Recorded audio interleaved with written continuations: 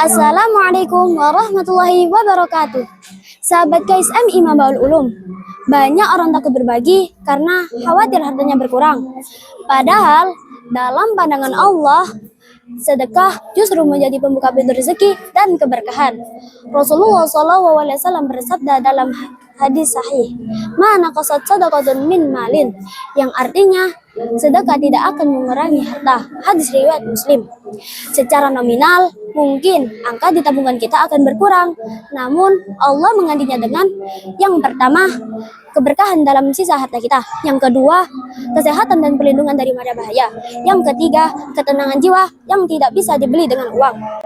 Mari kita biasakan bersedekah meski hanya sedikit, karena Allah melihat keikhlasan hati kita, bukan sekedar jumlahnya.